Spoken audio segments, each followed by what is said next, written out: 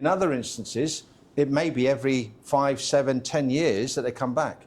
In other instances, it may not be them directly, but it could be direct referrals that come from them. There is a life value in every business, every piece of business we do. My favourite business out there?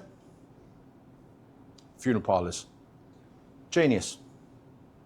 Everyone needs a funeral parlour at some point in their life. So when we say there's a real life value in a funeral parlour, like there is.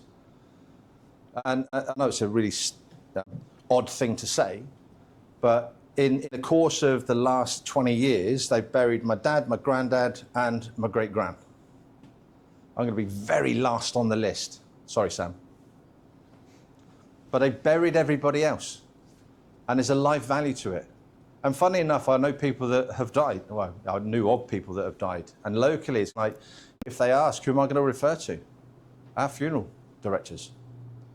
So when you're looking at this in the number of the transactions, how many times can I do business with this business or with this, this client, whether you're B2B or B2C? Does that make sense? Go back and think about that. Think about it deeply. What does that actually look like? So the next piece on this one, this is one we miss. How hard is it to get the lead in the first place? Let's have a verbal response so I can get an audible tone of how difficult it is. It's like, is it easy? In which case, if it's hard, it's like, where are we? We're there, aren't we? No, it is hard. Agreed? So when you get your client and you're then going straight back to marketing again in the next sale, what have you just forgotten? The client. The client. We can't forget them.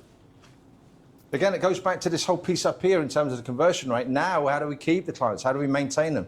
How do we shift that percentage number that actually we keep those people coming back year on, year out? And Chris, I know in your organisation, that is a big challenge up until the point that the nippers move on to different things. How do we keep them?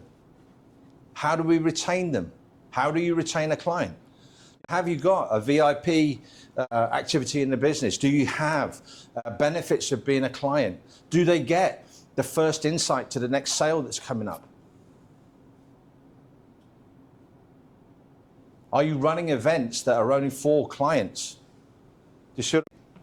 When you start to look at this in terms of that retention side of life, how do we make sure that I'm retaining the client? I'm giving them enough. Anybody that knows our LinkedIn and Sam, what's your heading on LinkedIn? Don't tell me you forgot. Sam is our client relationships. I've got a couple of clients in the room. What would you say is notable about Sam's activity that creates a little bit of a now and again? Well, she's upped her activity recently. She's increased her activity recently. And birthdays? Oh, absolutely. Anniversaries. I always get blamed for it, but Sam does it. So write this down for retention. Critical, non-essentials.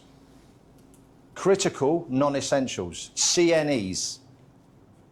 A critical non-essential is the small thing that creates a massive shift.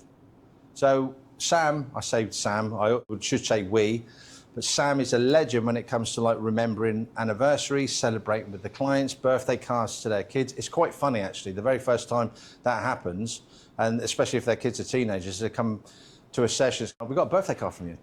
I know, I remembered. I take the gratitude, but it's Sam, it's a critical non-essential. Electric companies or sole traders and people like that, really interesting, because they'll go from having, anybody had electricians around and they leave their rubbish, they don't seem to have decorators. When they turn up on day one and they look like a constellation, they're wearing a suit that just looks like Orion's belt.